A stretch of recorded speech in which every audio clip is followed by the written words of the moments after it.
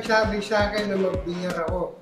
Basta ako nung pagpunta ko ng bilyaran, doon na kasi ako natutulog. Nakikita ko maraming naglalaro, mga matatanda. At nagkakapistahan sila. Pagka nanalo yung isa, may binibigay na pera. Eh, wala man akong ginagawa. Doon ayaw ko rin magpapala. Natatakot ako. Dahil ng bata pa ako. Yung pagdating ko ng 8 anos ako, dahil abot ko na yung lamesa, nagtumbok-tumbok ako. At saka pinag-usahin ko para pag nanalo ko, bigyan din ako pera. Walang nagturo sa akin bilyar dahil natutula ako sa pagbibilyar sa kakapamilya ko sa mga hindi marunong. Sa kanila ko nakita yung mga tira na mayroong mga magic dahil hindi nila alam ang ginagawa nila. Basta tira lang sila ng tira. Ang ginagawa ko, iniisayo ko yung mga ginagawa nila. Nagagawa ko na. Pag nagawa ko na yung mga yun, alam ko na kung paano pagtirahin ng mga bola. Kung paano nung gumaling ako, tapos dinadayo na ako ng mga Chinese, yung mga bata. Nagpupunta doon sa itaas ng bilyaran para isama ako sa pupuntahan nila. Ngayon, pagka nalaban kami, at tapos nabalita nila ako yung naglalaro yung April, eh meron pa palang April na isa. Para mo, sinong April na tinatanong nila? Merong isang April, yung isang dati na, at ako naman yung huling parating. Kaya tinawag nila ako yung bata, yung isa yung matanda. Yung The Magician, noong 1975, meron dito sa Lucky 13, sa Santa Cruz, na Amerikano pangalan niya, Jack, na gumagawa ng libro. Pinukunan niya yung mga naglalaro. Ngayon, pag nakita niya, yung naglaban kami ng pangalang AJ, binigyan ko ng 21 ang gagawin, ako 99. Ang pista namin, $1, 21 din yun. Nakita nila doon sa mga tao, naglalaro kami, nakadikit lahat sa lamesa. Nakita yung galing. Yung mapanood niya, kinukunan niya. Tapos yun, umuwi siya sa Amerika. Pag-uwi niya sa Amerika, may tournament 128 player. Tinanong niya ngayon sa mga yun. Sino ba sa taga-Asia ang pwedeng tumali sa inyo? Sabi nga nito sa mga naglalaro mga foreigner, sa mga taga-Amerika. Ang alam namin na pwedeng tumali sa amin, yung Japanese. Tuwing may final, umaabot lang sila ng mga semi-final. Hanggang doon lang, walang ibang foreigners na taga-Asia ang tumali sa amin. Ang sagot ng Jack sa kanila, meron na ngayon. Sabi niya, taga-bundok, sabi niya, ang pangalan, Efren Reyes. Ganun ba? Nasaan na yun? Papunta na dito. O sige, abangan namin, sabi. Pumunta siya mga Pariga noong 1981. Naglaban doon pati tournament, talo. Binabanan niya si Hawaiian Brian, si Kit McCready, binigyan pa siya ng plus, si Early Strickland, naglaban din sila, talo. Pagkatapos ng tinanong si Pariga, ikaw na bang pinakamagaling sa Asia? Sabi niya, oo, sabi ni Pariga, tama yan dahil siya ang tinatawag natin champion ng araw. E di kung ganon, wala nang ibang tatalo sa dahil ikaw na pala ang pinakamagaling sa Asia. Meron, sabi niya, meron isang gumagaling ngayon, ang pangalan, Efren Reyes. Hindi pa ba ikaw yun? Hindi pa, pero papunta na siya dito. Punta ngayon ako, Amerika. Pero kung alam ko na balita ng Efren Reyes, pinalitan ko pangalan ko doon sa Morales. Eh, kasi nung panahon nangaharang na ako, hindi ko man alam may tournament. Ngayon, yung linggong yun, isang linggo, naglaban-laban ako doon. Hindi pala, doon pala, may tournament pala doon, isang linggo gagawin. Bago mangyari yun, nandun doon kami, naglaban ako pistahan. Pinasali ko ng manager. Ngayon, sumali ako, nanalo ngayon ako sa tournament. Pinatakot yung manager ko. Sabi niya, yung pangalan ko talaga, Efren Reyes, hindi Cesar Mora. Siya ba yung Efren Reyes? Sabi nga nun, oo. Eh, bakit nagpalit siya ng pangalan? Sabi, Para makalaban lang dito ng mga pista, makaharang, sabi nga rin. Sabi nga rin, pwede naman makuha yung premium niya na kahit baguhin niya yung pangalan niya. Kasi yung kalaban niya sa final, iba rin ang pangalan pinangalan sa kanya. Ganun ba? O di yung pala yung Efren Reyes yan, o. Ito na pwedeng tumalas yan. Ang sagot nyo na, hindi naman taga-Asia yan eh. Taga-ibang planeta yan eh. Sabi ko, kaya nung pagbalik ko, 1986, dinagay sa magazine yung Best Billiard na The Man from Different Planet, The Magician. Wala ko iniidolo sa billiard basta kasi alam ko, wala pa akong alam na magagaling ng araw. Ang ginagawa ko lang, pinapanood ko lang sila at ginagaya ko lang yung mga tirahan. Siyempre, pagka maglalaro ako ng billiard, gagawin ko bago ko dumaya at lumaban, papractice muna ako. Alamin ko muna kung mag-ensayo ko doon sa mga kung paano ang mga gagawin. Kailangan isyado ka maigi. Pero maganda yung pulso mo, maganda yung tingin mo, at malusog ang katawan mo. Pagka ang practice ko talaga yung may kalaban ako. Siyempre para may nervous maker ka na konti. Pagka wala, bali wala eh. Hindi gagawin yung ano. Kung hindi, puro gagawin mo, puro trick shot ka ng trick shot. Nung panahon ng bago mag-1994, dumating kasi ako doon 1995. Nagkaroon ng PBTA tournament simula noong 1988. Nagkaroon na ng PBTA.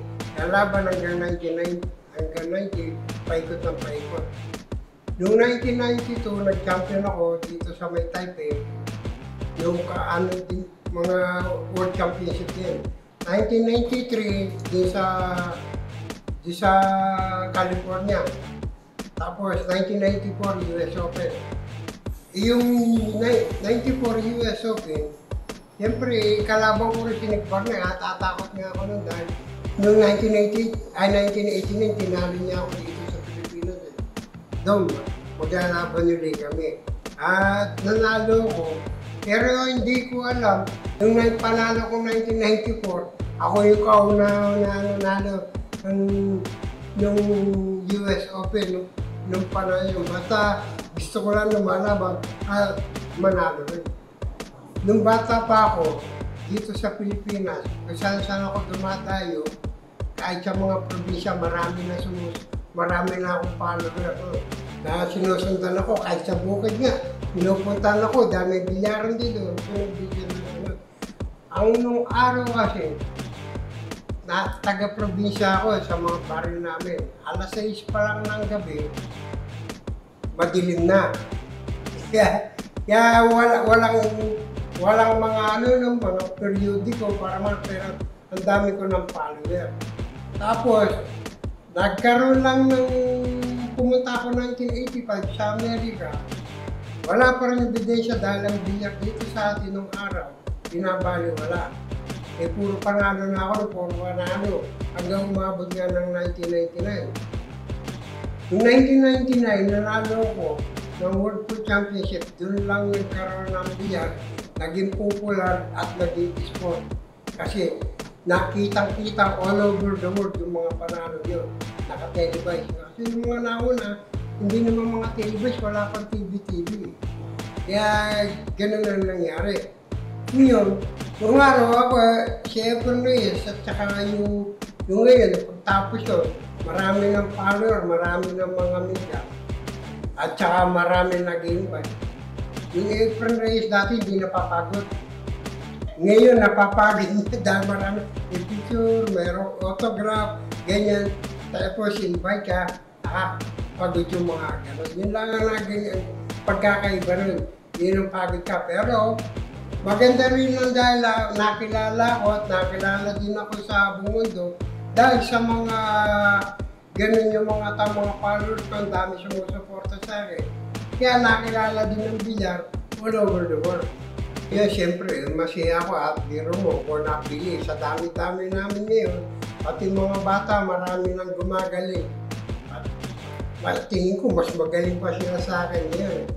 Marami ng mga sa mga bilyag kahit sa buong mundo, marami ng magagaling. Bakit ako ang napili? Masaya din naman kami at masaya ako. Ako napili maging ambassador ng bilyag. Hindi ko naman alam na kasali ako doon, hindi ko rin alam na pupunta ako doon. Pero ngayon, nabalitaan ko na sa sponsor ko, nagpupunta kami ng Hanoi. Pero pupunta namin doon para umattend lang. Pero sa tournament yata, hindi ako kasali. Pero yung nandun, kasi marami sila palalaro sa akin eh. Sobrado, may exhibition kami. Mga lahat ng mga Vietnamese, baka palaro pa nila sa akin eh. Tsaka pupunta pa kami ng mga ibang bilyaran. Ang dami doon. Sigurado puro picture at tsaka autograph na naman doon. Marami, lahat ng mga bata, paano ngayon yung mga ginagawa nila. Kung anong klase yung dulong nila ngayon. Kasi lahat ng mga taga-iba-ibang bansa, pupunta doon sa dami mga players yan. May mga taga-Europe, America, Chinese, Filipino, marami maglalaro doon. Kaya iba-ibang klase ang makikita mo yun.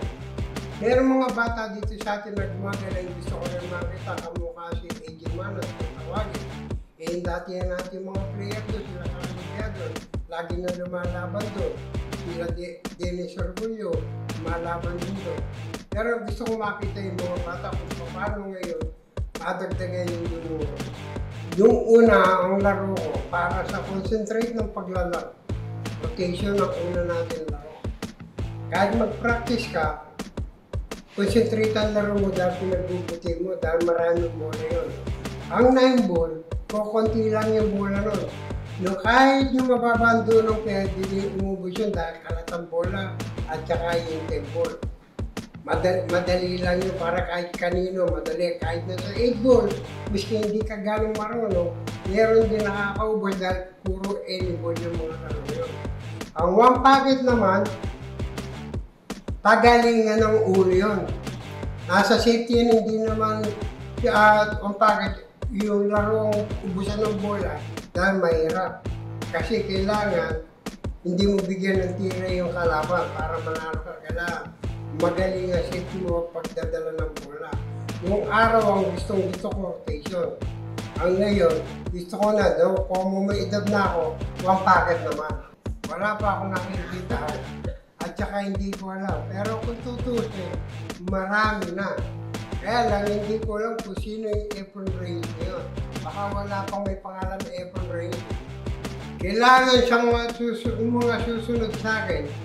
Kailangan makita talaga yung galing nyo. Hindi kayo nagsasabing magaling sa mundo. Kung hindi ibang tao dapat na magsabi sa inyo. At kailangan bago kayo maglalaban ng bilyar at umangat, kailangan lagi kayong malusog, huwag kayong gagamit ng mga ibang klaseng gamot na bawal, at kailangan hindi kayo nag-iinom pagka naglalaro kayo. Yung $10 na cue stick ko, hindi nila ako sa Amerika, nabiding yun noong 1986. Nabiding ng $11,000. Pero natutulog ako doon, kinawala nga nagmamanager sa akin para ganila ginibenta. Gusto niya yata mag-ano, pati tao ko, pinagkalaman. Pag-gising ko, wala yung tao ko, hinahanap ko. O nung sinabi, binigyan, hindi pwede dahil wala akong gagamitin. Binawi. Bumalik sa akin yung $10.50. Balik ulit ko ng Pilipinas. Laban-laban na naman, balik naman ako Amerika. Pagdating ko ng Amerika, marami na naman pinala, pero wala pang ebidensya talaga nung araw, wala kang nakikita kung sino ka o ano ka dahil hindi popular pa bilang nung araw. Meron isang bata, 17 anyos, binibili yung tao ko. Yung tao ko, dalawa yun, nasa case ng tao, dalawa yun. Binibili ng bata ng $50,000.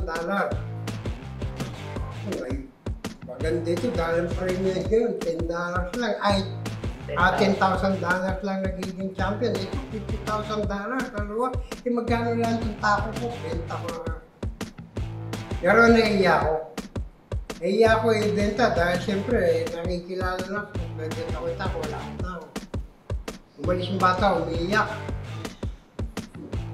Nagsumbong sa tatay. Tatay, bumalik. May dala-dalang pera na nasa paper bag, hindi bayaran ko si tatay. Friend, dala ko itong pera. Bibilin ko na yung case mo, kung tatanggalin lahat ang laman. Iyon na, $50,000. Gusto lang ng anak ko. Sabi niya. Sabi nito. Tapos yung talagang kulitan. Gusto ko lang mabili. Mabenta. Kaya lang, may laman pa yung case ko eh. Nandun pa yung passport ko eh. Wala daw pwedeng alisin eh. Hindi ko na binenta dahil nandun yung passport ko eh. O siya, hindi nabenta. Hanggang yung ako ko yun, nagtagal. Dito, maraming bagyo nakakaraan, nababasa. Napupunta na ibang probinsya, lumit, nagkasira-sira na. Pero binili pa rin yung tako ko pagbalik ko ng Amerika, hinahanap. Hindi ko man dala, pero hinahanap. O nung hinahanap nila, umuwi ako dito, pagbalik ko, dala ko na yung tako. Binili ng $15,000, isang tako. Eh, siyempre, ang bilyar, yun ang trabaho ko eh. Yun lang pinakaalam ko sa hanap buhay ko eh. Kaya puro bilyar ang yung mga linalaro ko para kumita ako. At nakita niyo naman, dito, nakilala ako dito, marami lagi tumatawag sa akin. Kaya kailangan, ituloy ko itong bilyar hanggang kaya ko. Ngayon, pag hindi ko na kaya, nanginginig na yung kamay ko. Palagay ko, pwede ko nangihinto yun. Kasi wala na eh. Kahit yung magsalamin nga lang ako eh. Pag nagsalamin ako, titigil lang ako sa bilyar. Wala pa naman Olympic dito sa bilyar.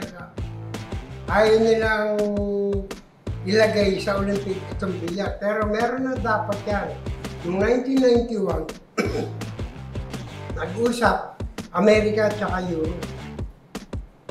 Gusto nilang ilagay sa pagpipiliin nila kung individual o team ang ilagay nila dito sa Olympic.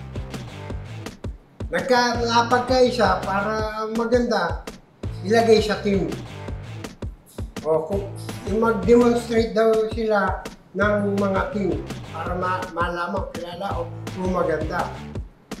Nag-demonstrate, nagpalaro simula 1991 hanggang 1995. Eh kaso, puro Pilip. Kumuha ko ng katim ko. Kinuha ko si Django, kinuha ko Parika, kinuha ko si Luwa, kinuha ko si Andam. 5 kami. 1991 hanggang 1995, kami defending. Puro champion kami. Pagkatapos yun, sabi sa Olympic, ayaw na nila, wala daw sila panalo eh. Kaya natanggal na naman sa Olympic. Pero, gustong-gusto ko yan na maalagay sa Olympic. Dahil dito sa atin, sa Pilipinas, wala pang nagka-gold yata yung dati na sa Olympic nag-gold medal. Baka sa bilyar pwede magkaroon. Yun ang naging ng bilyar sa Olympic, wala.